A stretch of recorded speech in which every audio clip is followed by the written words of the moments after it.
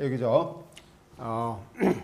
그 교대 시간라고 하는 자막이 한번 열리고 철문이 열리면서 질서 정량이 들어있는 검은 제복의 노동자들이 모두 머리를 숙인 채 마치 기계인간이나 인조인간처럼 움직이고 지하 작업장으로 들어간다 라고 되어 있죠. 여기서 이 영화는 그 지하 세계하고 지상 세계, 다시 말하면 어둠의 세계하고 밝은 세계, 전체적인 표현주의의 그 기법이 영화의 커다란 구조적 틀 안에서 이렇게 다시 보여지고 있는 것입니다. 그리고 우리가 그 아방가드 영화에서 흔히 많이, 아방가드 예술에서 흔히 영화뿐만 아니고 예술에서 많이 나타나고 있는 그 기계인간 또는 인조인간, 이런 것들이 보이고요.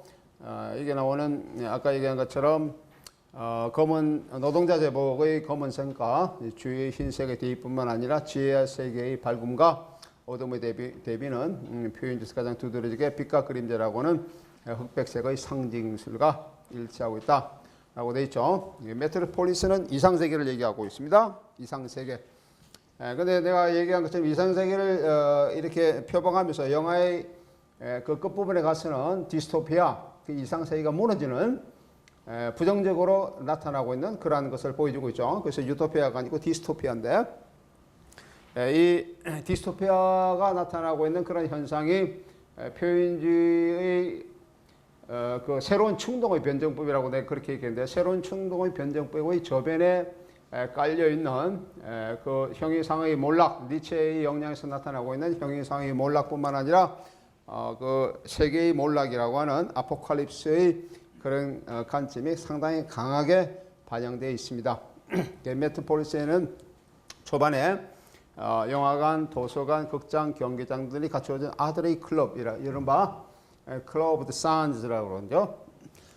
그런 것이 있고요. 높은 담장에 둘러치는 경기장에는 흰 옷을 입은 사람들이 달리기 경주를 하고 있는 그런 모습도 보여지고 있고, 기계로 만들어내는 혁명을 아주 중요하게 여기는 검은 오신 노동자들은 자신들이 아들들을 위해서 메트로폴리스의 영원한 정원을 만드는 그런 모습도 나타나고 있습니다. 마치 유토피아 같은 메트로폴리스에서 이것을 지배하는 주인의 아들인 프레드라는 인물이 나오는데, 마치 요즘과 같이 무의들과 유의 시간을 보냅니다. 이런 점에서 영원한 정원은 신화적 공간으로 나타나고 있습니다. 이때 검은 옷을 입은 많은 아이들과 함께 나타난 마리아는 노동자들의 아이인 이들에게 흰옷을 입고 있는 프레드를 형제라고 조롱하시 말합니다. 풍요로운 삶을 누리는 지상세계의 프레드는 마리아를 쫓아가면서 처음 보게 된 지하 세계의 기계 같은 노동자들의 비참한 일상생활을 알고 놀라게 됩니다. 이 장면에서 특이한 점은 지상세계와 지하세계의 경계가 문으로 나타나고, 흔히 말해서 문의 모티브로 나타나고 있는 거죠. 문. 카프카 작품에서 이 문의 모티브들이 우리가 문의 모티브를 볼 수 있습니다. 문 밖에서라든지 여러 가지 문의 모티브가 카프카의 그런 상징술로서 어떤 경계의 문으로서 나타나고 있는데, 이 프리츠 랑의 영화에서도 유사한 기법으로 이 문의 모티브가 사용되고 있습니다. 또는 영화 메트로폴리스에서도 이 문의 모티브가 나타나고 있죠. 문은 현실과 세계의 경계를 나누는데 자주 사용되고 있는 미학적 모티브가 되겠습니다. 뿐만 아니라 문의 모티브는 성경적 모티브이기도 합니다. 문을 경계로 한 세계가 유토피아라면은 경계 저편에 다른 또 다른 세계는 그와 대비되는 세계로 묘사되고 있다는 점이 있어 그렇습니다. 특히 메트로폴리스의 지하 세계는 깊은 곳으로라고 하는 그런 명칭으로 나타나고 있는데, 깊은 곳으로 into the depths라고 하는 거죠. 우리 흔히 성경 같은 데 시편에서 보면은 깊은 곳에서 내가 하나님께 부르짖나이다 라고 하는 뭐 그런 관점이 문학의로 또는 영화로 받아들여지고 있습니다. 다시 말하면 이 지하세계가 고통이 있는 세계다, 깊은 곳이라는 의미가 고통이 있는 세계다 라고 하는 그런 관점을 강하게 보여주고 있습니다. 이러한 연관성은 성경의 10분을 찾아낸 교재에서 이 영화가 성경적 모티브의 깊은 연관을 보여주고 있음을 보여주고 있습니다. 특히 노동자의 많은 아이들을 이끌고 지상세계에 나타난 여성의 이름이 마리아라고 이렇게 불리지고 있죠. 마리아라고 하는 점도 이러한 모티브의 의미를 더하고 있습니다. 프레드가 지하세계 노동자를 형제라고 이렇게 부르고 있는데, 브라더라고 이제 부르고 있는 그런 것도 역시 마찬가지로 이 이 전체의 이 영화를 움직이는 전체의 모티브가 기독교적 연관성을 지니고 있다. 또한 깊은 곳이라는 표현은 세계정말의 아포칼립스를 주제로 하고 있는 표현주의 시몬에서 나타나고 있습니다. 예컨대 게오르 트라칼 같은 표현주의 대표적인 시인인데 이 사람의 시 중에 깊은 곳으로라고 하는 그러한 시가 있습니다. De Profundis라고 하는 그런 시인데요. 이 시는 시편 30편과 시편 구약 성경에 나오는 시편 있죠. 시편의 130편의 주제와 같은 의미로 사용되고 있고 이른바 주제의 토포스를 이루고 있다라고 얘기를 할 수 있습니다. 토포스는 TOPOS라고 그렇게 얘기하는데 토포스 예, 토포스는 문학이나 미학에서 많이 쓰이는 용어죠. 전문 용어죠. 토포스는 공동광장이라는 뜻입니다. 공동광장. 어떤 문학가가 또는 예술가가 문학가나 예술가가 자기 예술 작품 속에서 주제나 모티브 어떠한 또 다른 어떤 인형이나 변죽 그림 이런 것들을 같은 또는 유사한 내용으로 사용됐을 때 우리는 그런 것을 토포스라 그렇게 얘기를 할 수 있습니다. 예를 들어서 뭐 자연은 여러 가지 의미의 자연이 있죠. 창조된 자연도 있고 창조되어진 자연도 있고 인간이 인위적으로 만든 그런 인공적인 자연도 있고 파괴적 자연도 있고 여러 가지 자연의 의미가 있습니다. 하지만 우리가 창조적인 자연이라는 의미로 자연을 여러 가지 예술에서 뭐 문학에서 이렇게 여러 작가가 자연을 창조적인 의미로 사용됐을 때 우리는 창조적 자연의 토포스다 그렇게 얘기할 수 있다는 얘기입니다. 알겠습니까? 예, 여기서는 깊은 곳에서라고 하는 그러한 토포스를 이루고 있다. 예, 문제의 세계인 지하 세계에서 기계의 폭발과 함께 기계 신이죠. 기계 신에 제대하는 노동자들이 제물로 바치는 쉽게서는 인위적인 기계 세계의 신화적 요소를 더하면서 시간적 개념을 확장하고 있는 탈역사의 과정을 보여주고 있습니다. 네, 잠깐 같이 한번 보도록 할게요. 아까 우리 여기까지 봤습니다. 기계 폭발과 함께 재단의 노동자들이 제물로 바치는 시퀀스는 인위적인 기계 세계의 신화적 요소를 더하면서 시간적 개념을 확장시키는 탈역사 과정을 나타나고 있습니다. 이 시퀀스는 프레드의 외침을 타이포그래피 기법으로 형성한 자막이 관객에게 알려주는 것처럼 소의 이미지를 한 페니키아의 불의 신인 몰록. 우리 그거는 아까 잠깐 지나쳤는데 그 터지는 장면하고 기계가 이런 어떤 고대 신의 그런 모습으로 변하는 것을 보고 몰록이라고 그 소의 이미지를 하고 있습니다. 몰록이라고 이제 프레드가 외치는데 그 몰록이라고 하는 그 글자가 이렇게 막 울려 퍼지는 이렇게 물에 떠다니는 이런 타이포그래피 기법으로 나타난다 그런 의미예요. 노동자 여러 차례로 불의 재단에 바쳐지는 것을 묘사하고 있습니다. 지하세계의 주기인 저 프레드젠이 거주하는 곳은 지상세계인 메트로폴리스에 있는 새로운 바벨탑이라고 하는 곳입니다. 21세기 첨단 미래를 보여주고 있는 메트로폴리스에는 거대한 빌딩 숲과 이 빌딩들 연결하는 궤도기차가 있으며 또한 자가용 비행기들이 날아다니고 있습니다. 이 기계는 기하학적으로 도형화된 세계를 보여주고 있습니다. 기하학적 도형화는 파괴된 기계 중심 기계 속에서 노동자들의 사라반드의 춤, 성당 앞에서의 모닥불 주의 춤, 성당 가까이에 몰려든 노동자 군중의 움직임, 지하 세계의 파괴로 인한 홍수 때 마리아 주위로 형성되는 피라미드 도형들 등에서 잘 나타나고 있습니다. 이러한 기하학적인 도형화는 감정의 가익 노출을 억제하는 기능을 합니다. 또한 기하학적인 도형화는 신증물주의, 표현주의 다음에 나타내고 있는 신증물, New Objectivity, 독일어로 하면 노예 자클리카이트라고 하는데 이것에 영향을 받은 것이라고 얘기를 할 수가 있습니다. 프레드는 아버지에게 노동자의 삶을 개선해 줄 것을 요청하지만 거절합니다. 거절당합니다. 이 시퀀스는 문화에서 자주 사용되는 부자 갈등의 토포스를 보여주고 있습니다.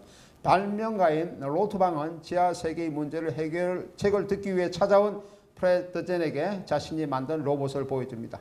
로버트 미네의 영화 칼리갈리 박사의 밀실의 주인공인 칼리갈리 박사처럼 로트방은 예언자적인 예지력을 지니고 있으며 또한 정신착란자와 같은 제스처를 보여주고 있습니다. 여기 나오는 과학자 로트방이라는 인물이 나오는데 이 로트방이 칼리갈리 박사의 그런 칼리갈리 박사와 굉장히 유사한 기능을 합니다. 칼리갈리 박사의 그런 그 영화에서 아까 자기의 그 뭡니까 여기 나오는 로트방이라고 하는 그런 과학자 인물은 사이보그인 로봇이죠. 로봇을 마리아라고 하는 로봇을 만들어내게 됩니다. 예, 그 관계를 잠깐 보겠습니다. 예, 여기까지만 보겠습니다. 예, 칼리갈리 박사의 밀실의 주인공인 칼리갈리 박사처럼 로트방은 예언자적인 예지력을 보여주고 있습니다. 그는 마리아가 주도하는 카타쿰의 종교 집회와 같은 집회 장소를 엿볼 수 있는 곳으로 프레데전을 인도합니다. 지하 세계의 노동자들은 이제 예배를 드리고 있는 거죠. 마치 그 로마 시대에 로마 초기의 시대에 로마가 기독교가 로마에서 국교가 기독교가 되기 이전에 그 기독교인들이 카타쿰이라고 하는 그런 지하 동굴에서 종교 집회를 가진 것과 유사한 그런 장면을 이것을 보여주고 있습니다. 그리고 마리아의 설교 내용은 바벨탑입니다. 바벨탑을 보여주죠. 바벨탑은 인간의 위대함을 주장하면서 서로에게 소통되지 못하는 모순성을 지닌 상징이죠. 이 설교의 시퀀스는 구약성경의 바벨탑 내용을 성경적으로 영화 형식의 이미지로 전개하고 있습니다. 노동자를 향한 마리아의 설교는 메트로폴리스의 지배자가 구조하는 새로운 바벨탑에 대한 비판일 뿐만 아니라 기계 문명 그 자체에 대한 비판이기 때문입니다. 이로 인해 마리아는 새로운 구세주로서 중재자가 나타나야 할 것임을 노동자에게 강조합니다. 하지만 마리아가 주도하는 지하세계 집회를 목격한 프레데전은 로트방에게 마리아와 똑같은 로봇을 만들어 지하세계 노동자들을 교란할 것을 명령합니다. 이러한 기계인간, 더 머신맨인데 기계인간은 아방가드에서 자주 나타나는 현상이며 이는 니체의 초인 사상의 영향을 많이 받고 있습니다. 그래서 만들어낸 것이 이제 저희 아까 이게 마리아가 됩니다. 아까 그 기계인간 사이보그 마리아에 대해 그 사이보그 마리아가 지하 세계에 이제 투입되면서 실존의 그런 마리아의 역할을 유사하게 하는 거죠. 유사하면서 전혀 다른 내용을 전달하기 때문에 지하 세계의 노동자들은 이제 굉장히 정신적인 혼돈을 나타나게 됩니다. 그래서 이 지하 세계의 노동자들의 관점을 이렇게 교란시키는 역할을 이 마리아가 얘기를 하게 됩니다. 우리가 잠깐 봤듯이 프레드가 아버지의 갈등을 일으켜 노동자를 동정하는 가운데 주체의 분열 현상을 일으키게 되는 꿈의 장면이 나타나고 있는데 프레드 아까 왕자가 아들이 이런 것들이 표현주의와 초현실주의에서 나타나고 있는 그런 현상, 다시 말하면 주체의 분열 현상, 그 당시 종교 정신분석의 관점에서 얘기하고 있는 이런 것과도 굉장히 유사하게 나타나고 있습니다. 주체의 분열 현상은 표현주의 주체 붕괴나 실존의 위견상과 연관성을 지니면서 나타나고 있습니다. 프레드는 환상 가운데 파티에서 춤을 추고 있는 사이보그 마리아를 세계 종말의 괴물 위에 앉아있는 여자로 보게 됩니다. 그리고 성당 안의 성자장들이 죽은 해골의 모습으로 살아서 낯을 들고 휘두르는 모습을 보게 되며 성경의 요한계시록에서처럼 기록된 7가지 제약도 환상 가운데 보게 됩니다. 이러한 꿈 가운데 연상작으로 나타나고 환상의 이미지는 꿈과 연관돼서 나타나고 있다는 점에서 초현실주의의 이미지다. 그렇게 얘기를 할 수 있습니다. 예. 이것이 이제 여기에 나타나는 새로운 충동의 변정법이라고 얘기할 수 있는 그 독일의 또 다른 새로운 충동의 몽타주라고 할 수 있는 독일 또 다른 몽타주 기법의 영화이다라고 그렇게 얘기를 할 수가 있죠. 예, 그 밑에 보면 내가 이 영화에 나타나고 있는 어떤 의미론적인 또는 미학적 연관성을 내가 좀 자세히 설명을 해놨어요. 뭐 예를 보면은 프리츠랑은 프레드와 마리아가 우주선을 타고 다른 세계로 떠나는 것으로 마지막 시퀀스를 원래는 그렇게 했다가 이제 달리 이렇게 구성하게 되는데 이런 경우를 만약 했다 그러면은 메트로폴리스는 달 쏘고 여자의 프롤로그가 된다. 왜냐하면은 프리츠는 이 영화는 1926년도 영화고 메트로폴리스는 이게 달 쏘고 여자는 1929년도 영화입니다. 그렇기 때문에 이제 프롤로그 역할을 했을 것이다. 원래는 그렇게 구상을 했어요. 구상하다가 마지막에 이제 또 수정해야 되는데 그런 관점이 된다라고 얘기를 할 수 있고요.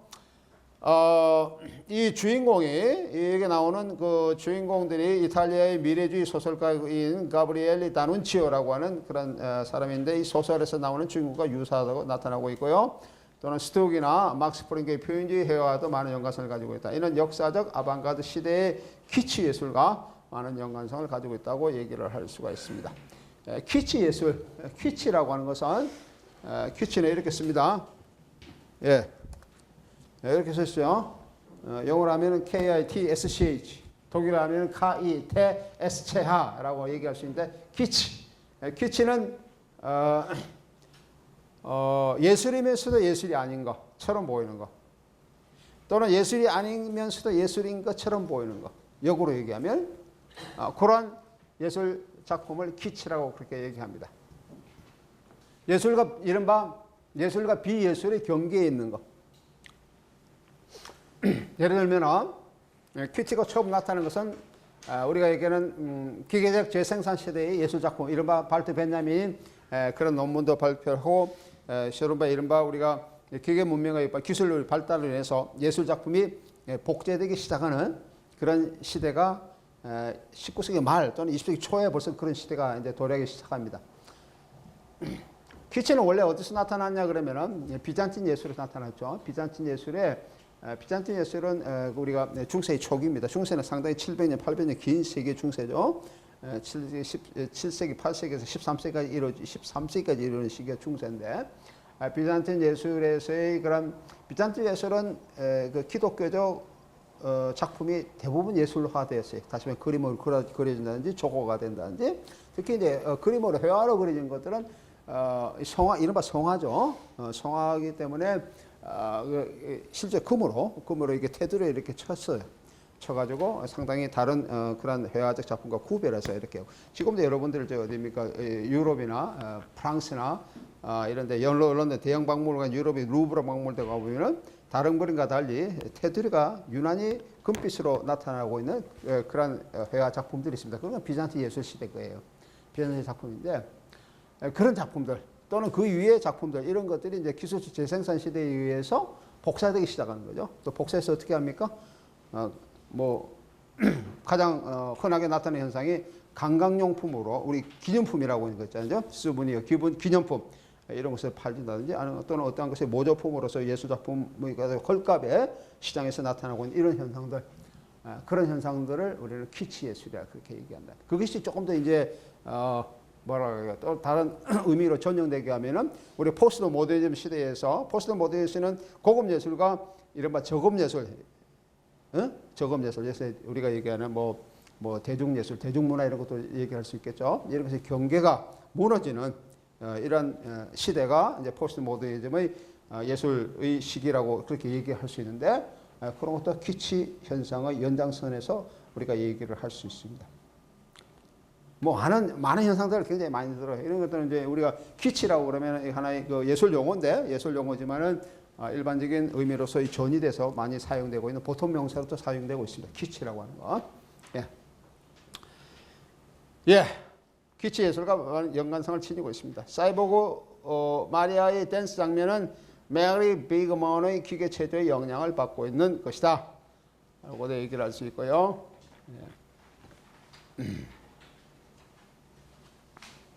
여기는 영화 속에 이제 아까 그 사이보그로 봤는데, 사이보그 마리아는 프랑스의 그런 영웅이죠. 영웅인 그 잔다크를 모델로 했다고도 그렇게 얘기를 하고 있습니다. 네. 그 다음에 또 보게 될 것은 표현주의 독일 무성 영화의 특별한 효과와 독특한 성질을 이루기 위해서 무대 장치의 중요성은 오늘날 영화 역사가들에 의한 그 공헌도가 인정되고 있는데, 건축학적인 무대 장치와 의상, 낭만적인 조명, 군중 장면의 처리 등 이런 것들이 무대 장치를 통해 역사적, 신화적인 모습의 모티브를 이루고 있다라고 얘기를 할 수가 있죠. 프리츠랑은 그 이전에, 이 영화는 1920년대 그 이전에 숙명이라고, 운명이라는 영화, 여기는 1921년이고, 니빌랭겐의 노래 1924년이죠. 이런 것을 만들어 제작했습니다. 제작을 하면서 영화를 통한 재창조, 역사의 재창조, 의미 재창조, 이런 관점을 강하게 드러내고 있는데, 메트로폴리스에서도 그런 의미를 드러내고 있다라고 얘기를 할 수가 있습니다. 예, 요 나머지들은 여러분들이 조금 유인물을 참고를 하도록 하세요. 예.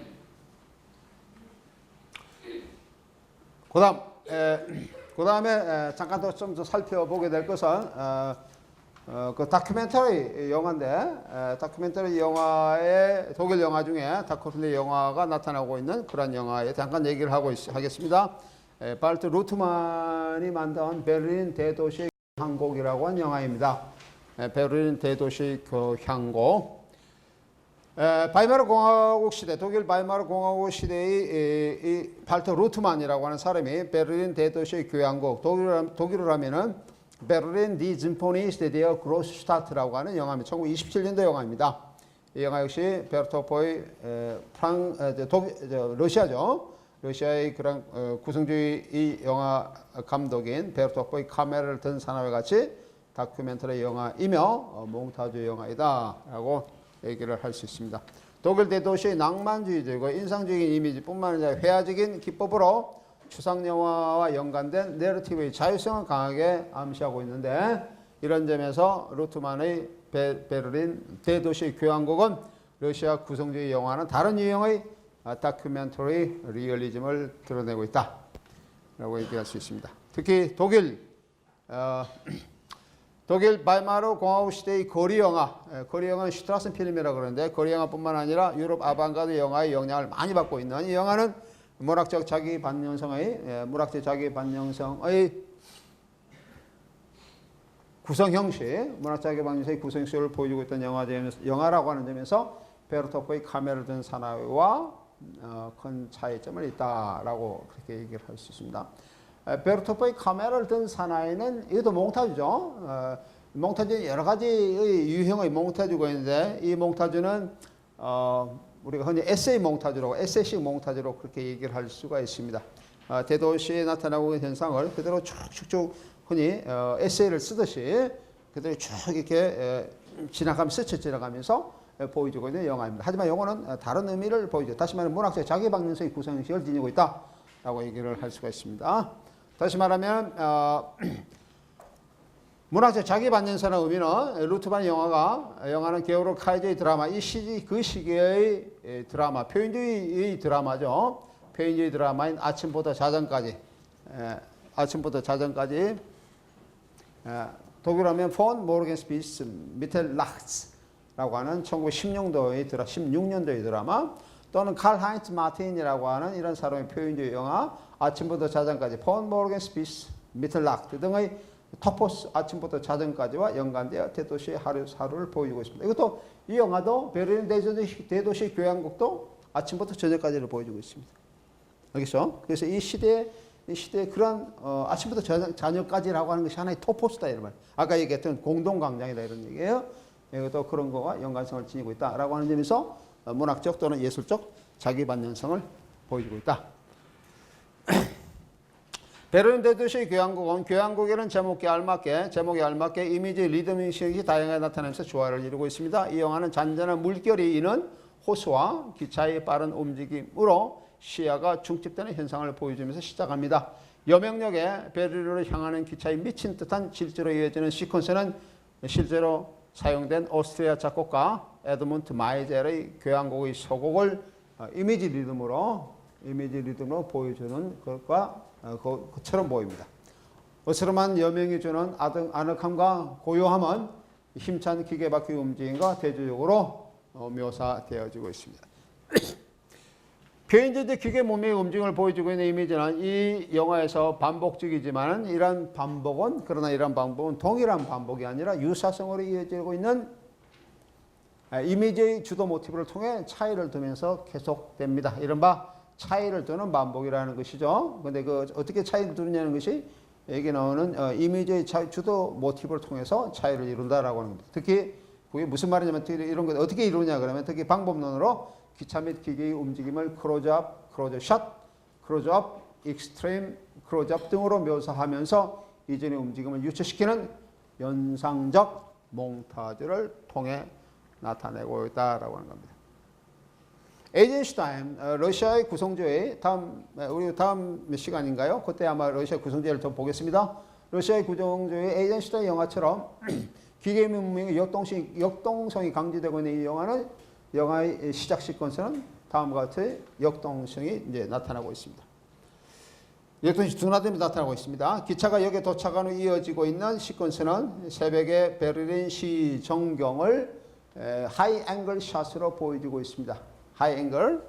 그 다음에 이어지는 텅 빈 대도시의 거리는 마치 유진 아체의 초현주의 사진을 보는 듯한 몽상적 이미지를 보여주고 있습니다. 유진 아체는 프랑스의 초현실주의 사진 작가죠. 발트 베냐민이 우리가 발트 베냐민이 아우라의 붕괴 이후에 새로운 예술의 아우라를 대체할 수 있는 그런 것을 보여주고 있는 작품이다라고 아주 극찬했던 그런 작가가 유진 아체라고 하는 프랑스의 초현실주의 작가입니다. 유진 아체 여러분 혹시 그림 한번 사진 한번 본 적이 있습니까? 안 봤어요? 유진 아체의 사진은 인물이 없는 사진, 최초로 인물이 없는 사진을 찍은 작가입니다. 이게 사진이 초기 역사에 사진이라는 것은 주로 사진이 탄생한 배경은 인물 때문에 배경이죠. 옛날에 화가들은 물론 여러 가지 화가 유형이 있지만 궁중에 소속돼서 있는 화가들, 궁중화가라고 하는 사람들, 이런 사람들 직업 화가죠. 그러니까 다른 사람의 이렇게 이제 다른 사람에게 봉사를 하면서 자기 여러 가지 예술적 봉사를 하면서 급료를 받는 사람들, 궁중화가인데 궁중화가들의 대표적인 그런 작업이 인물을 그리는 겁니다. 그죠? 뭐 여기 왕이라든지 왕족이라든지 뭐 이런 사람이 인물을 그리는 게 자기 직업인데 이제 이 산업화 과정에서 이런 사람들이 이제 여러 가지 도시 간청이라든지 뭐 시청이라든지 이렇게 이제 소수대 일을 하면서 역시 마찬가지로 뭐 인물을 그린 거죠. 그때는 뭐 왕이나 왕족의 인물이 아니고 여러 가지 나타나고 있는 이제 신문 보도 자료라든지 이런 것에 대한 어떤 인물뿐이 그림을 그려야 되는 건데 이제 점점 더 사회가 복잡해지면서 단체, 집단 인물을 그려야 될 필요성이 있었어요. 집단 인물을 그리다 이제 그것도 정확하게 식별될 수 있도록 그렇게 되는 데 대해서 그것도 시간이 촉박하죠. 매일매일 그렇게 그리게 되기 때문에 그런 촉박한 것 같은데 어려우면서 고안해낸 게 사진입니다. 그 사진은 누가 만들었냐면 화가들이 만들었어요. 화가들이 자기 직업의 위협을 느껴서 직업을 영위해서 만들어낸 게 고안해낸 게 사진기인데 사진기가 만들어지자 이제 거꾸로 역으로 이 화가들이 자기의 그런 직업의 위협을 느끼게 됩니다. 왜냐하면 사진이 화가보다 훨씬 정밀하게 그런 자신이 했던 역할을 다 해내기 때문이죠. 이게 하나의 매체가 지내주고 있는 또 하나의 역설이라고 얘기를 할 수가 있어요. 네. 근데 이제 인물이 계속 이렇게 나타나고 있는데 유진 아체는 그런 인물이 없는 사진을 처음으로 찍은 사람입니다. 특이하죠? 그 당시에는 굉장히 혁신적인 일이었어요. 인물이 그러니까 어떤 건물들을 많이 거리들을 많이 찍고 공원들, 텅 빈 공원 이런 거 찍었어요. 그다음에 이제 공원들 중에서도 거리 중에서 사람이 없는 그런 거리들 이런 거 텅 빈 그것도 그냥 밝은 이런 거리가 아니고 아주 몽상적으로 마치 초점이 조금 약해진 이런 관점으로 찍은 그런 것이 이제 유진 아체의 초현실. 그래서 보면 어떤 몽상적이고 환상적인 사진을 보는 것 같은 느낌을 받게 합니다. 예, 몽상적인 이미지를 보여주고 있습니다. 아침에 깨어남 거리에 사람들이 나타남 일하러 가는 노동자들, 보행자들과 차량들의 혼자스러움 이것이 이제 이 영화에 나타나고 있는 그런 장면들입니다. 부유한 자와 가난한 자의 대립적인 이미지, 오후의 소낙비 등 대도시의 하루의 개별적인 이미지들을 마치 교향곡처럼 몽타주의 카메라 서술로 유기성을 지니도록 보여주고 있습니다. 이렇기 때문에 이 영화의 부제가 대도시의 교향곡입니다.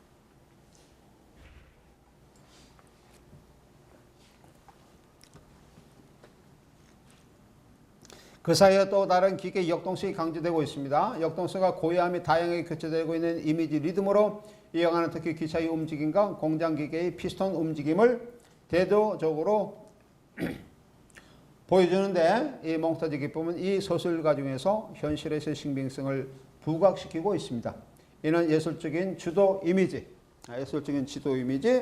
시대적 의미, 역사적 상황 등과 연계된 역사의 상황과 연관된 현실을 확인시켜주는 신빙성의 코드, 이른바 신빙성의 코드라고 하는 겁니다.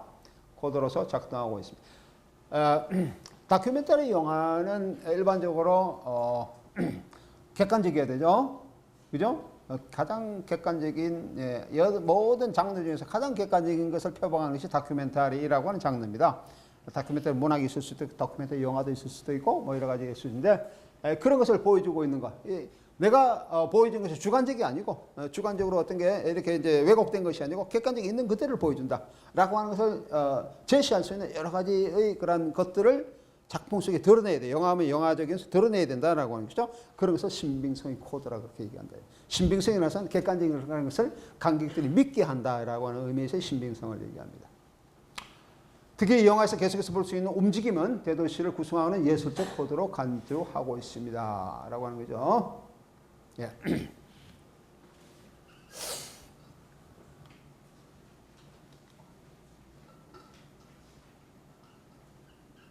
네,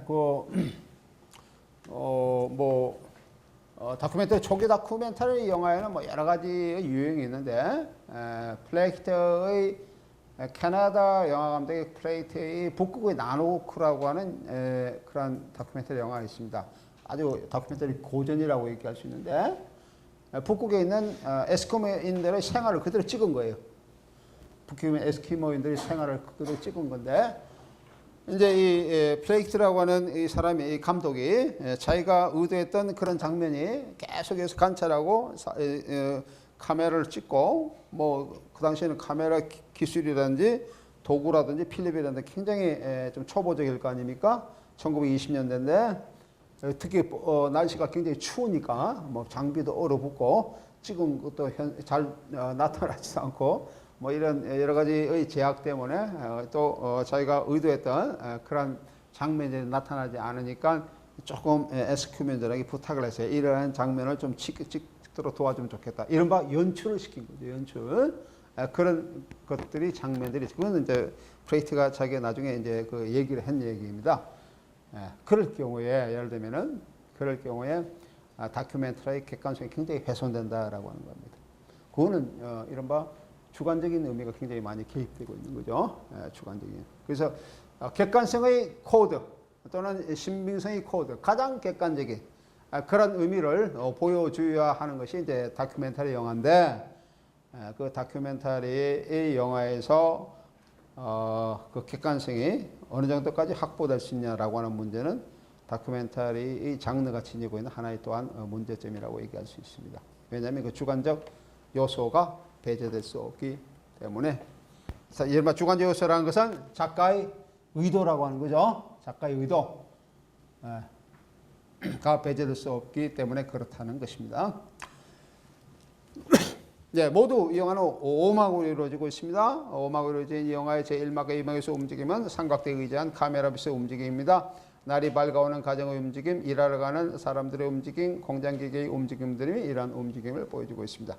여기서 보여줄 수 있는 것은 하루의 일상성을 나타내는 것으로서 인상으로서의 움직임뿐만 아니라 새로운 세계를 위해 질주하는 삶의 표현주의적인 삶의 리듬을 보여주고 있는 표현으로서의 움직임, 두 가지 움직임을 보여줍니다. 하나의 인상으로서의 움직임, 하나의 표현주의로서의 움직임.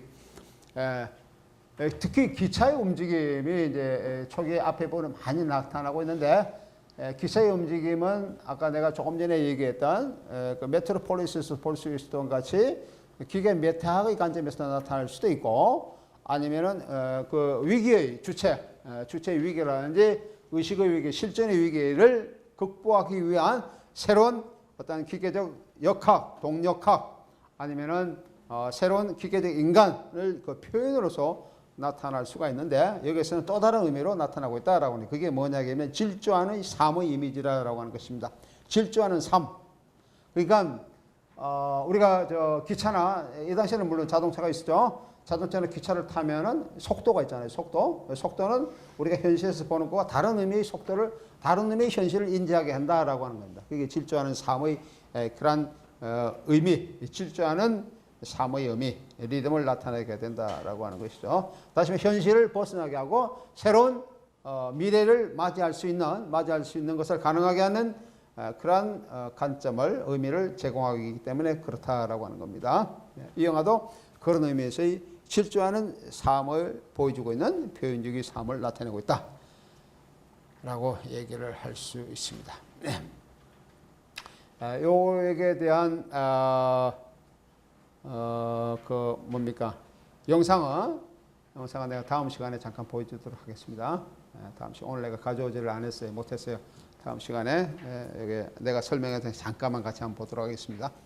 기계명령의 긍정적인 역동성과 대조적으로 이 영화의 제3억으로부터 일상적인 사무 움직임을 보여주는 이미지는 부정적으로 나타나고 있습니다. 부정적으로 나타나고 있다. 줌과 같은 신문의 부정적인 표제예요. 이제 신문들이 막 넘어가는 신문들이 이제 그 윤전기에서 인쇄되는 과정을 보여주고 있는데 그 중에서 어떠한 글자를 탁탁탁 부각시키고 있습니다. 그 신문의 그 표제들을 부각시키고 있습니다. 돌풍으로 이게 죽음이라고 하는 그런 요소도 드러나고 있다는 것이죠. 돌풍으로 거리에 굴러가는 모자와 피할 곳을 찾는 사람들 이런 것들도 지금 그 에세이식으로 나타나고 있다는 겁니다. 난간에서 강으로 투신 자살하는 여인.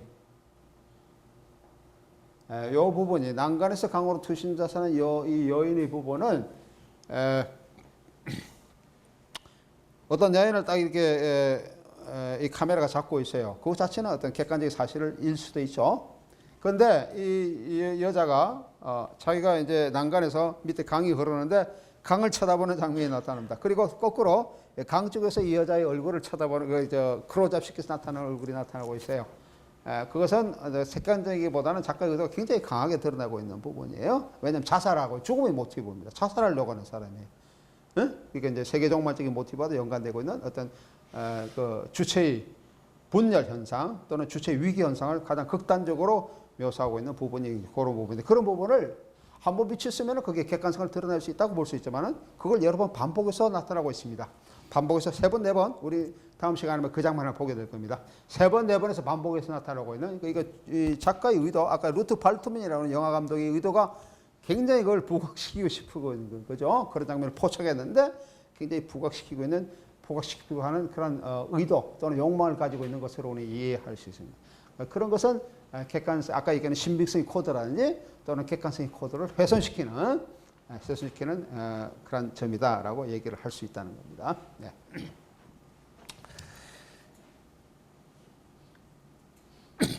유흥주의 놀이기구인 팔자의 승강철도와 성경의 빠른 움직임 같이 나타나고 있는 소형들의 이미지들은 표현주의 문학의 예술에서 볼 수 있는 주체의 붕괴 내지는 몰락을 강하게 암시하고 있습니다. 이는 다큐멘터리 영화의 서술적 가치가 중집되는 상징적 기호이다라고 얘기를 할 수 있고요. 이러한 상징화는 다큐멘터리 영화의 허구성을 보여주고 있습니다. 아까 얘기하는 신빙성의 붕괴 내지는 허구성이라고 얘기할 수 있습니다. 특히 내가 지금 얘기하는 이 부분이에요. 특히 난간에서 투신 자살하는 여인의 장면은 3번이나 몽타주 기법으로 반복됩니다. 다리 난간에 매달린 여인이 보이는 전경 장면은 그 첫 번째이고요.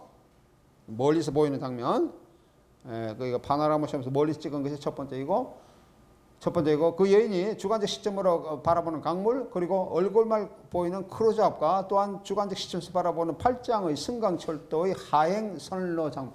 팔짱이라는 것은 독일어로 하면 아흐트반이라 그러는데 이 시기에 우리 여러분들 유원제 가면은 우리는 뭐 청룡열차라 그렇게 하잖아요. 이렇게 막 긴 궤도석에 막 열차들이 달리는 그런 건데 이제 독일에서는 이게 팔자 코스로 긴 팔자 코스로 돼서 나타나는 팔자 궤도를 크게 그리고 있습니다. 그래서 아흐트반이라 그런 표현을 쓰고 있어요. 이게 굉장히 빠른 속도로 움직이고 있는 그런 것을 나타내고 있습니다. 예. 하행 선로다음에 그리고 두 눈만 보이는 익스트림 클로즈업 두 눈만 보이는 익스트림 클로즈업과 팔짱과 승강 철도의 하행 선로 달리는 빠른 움직임이 두 번째이고요. 그리고 다시 두 눈의 익스트림 클로즈업과 익스트림 클로즈업이라는 것은 클로즈업을 더 가깝게 보이는 것을 얘기합니다. 클로즈업은 보통 얼굴에 보이면 클로즈업이고 눈만 보인다든지 입만 보인다든지 귀만 보인다든지 이러면 익스트림 클로즈업이 되는 거예요. 액션 크루저가 소용돌이처럼 회전하는 강물과 소용돌이 무늬가 빠르게 회전하고 있는 움직임 그리고 강물로의 투신하게 되죠. 투신하는 것과 다리 위로 몰려드는 구경꾼들 이런 장면들이 반복적으로 드러나고 있다라고 하는 영화의 이런 것들은 이제 주관성을 상당히 강하게 보여주고 있는 장면이다 라고 얘기를 할 수 있습니다. 또는 아까 얘기한 것처럼 다큐멘터리 영화의 허구성을 보여주고 있다. 또는 신빙성의 코드의 훼손 내지는 붕괴 이런 것을 보여주고 있는 하나의 좋은 예가 된다라고 하는 겁니다. 또한 이 과정에서 자살한 여인이 보여주고 있는 얼굴 표정은 표현적인 무성량을 찾아볼 수 있는 이미지인 얼굴 제스처이다라고 얘기했죠. 이 표정이 비록 전문 배우의 몸짓 언어가 아닐지라도 연출적 요소를 지니고 있음을 부인하기 어렵습니다. 그 영화에 자살하고 여인이 그 표정이 너무 과도하게 나타나고 있어요. 그래서 이거 보니까 이제 연출적 요소다라는 것을 이제 많이 이제 알아차릴 수가 있다라는 것이죠. 하나의 시퀀스를 반복적인 과정으로 주관적 카메라의 움직임을 보여주고 있는 이러한 기법은 다큐멘터리 영화라기보다는 극영화 기법의 한 유형이다. 그 극영화라고 하는 것은 연출에 의해서 주도로 나타나고 있는 그런 영화를 극영화라고 그러죠. 카마슈필이라고 그렇게 얘기를 할 수 있습니다. 그리고 투신 자살의 시퀀스뿐만 아니라 어두운 사회 현실을 보여주고 있는 부자와 가난한 자의 대조, 그런 것이 많이 나타납니다. 부유한 자가 가난한 자. 어떤 사람은 금붙이가 많이 놓여있는 상점에서 아주 잘 차려입은 어떤 사람들이 이렇게 이제 금빵을 살려고 구경하고 있는데 바로 그 옆에 거린을 하고 있는 장면이 대조적으로 보여집니다. 나이가 많이 든 사람이 지나가는 사람에게 이제 구걸하는 이런 것도 같이 이제 대비적으로 보여지고 있다라고 하는 거죠. 그리고 영화의 마지막에서 늦은 밤에 불꽃놀이 장면 이런 것도 보여지고 있는데 불꽃놀이 장면에서 보이는 소형들의 이미지는 마셜 듀샹의 빈혈 시네마, 아네믹 시네마라고 하는 빈혈 시네마에서 볼 수 있는 것처럼 연출적 코드로 작동하고 있습니다. 이게 아방더 영화의 한 특징이다라고 하는 것이죠. 또 이 또한 다큐멘터리 영화의 비현실성을 보여주고 있다라고 하는 것이죠. 비현실성. 소형들의 이미지. 이게 이제 아까 내가 잠깐 언급했던 주체의 위기, 실존의 위기, 의식의 위기. 이라고 하는데 우리가 의학적 현상으로서 나타나고 있는 빈혈, 빈혈이라는 것은 우리가 현기증 이렇게 의식의 이름, 읽기 전 단계를 얘기를 하고 있잖아요. 그런 것도 이런 것이 이미지적으로 드러나고 있다라고 하는 것입니다.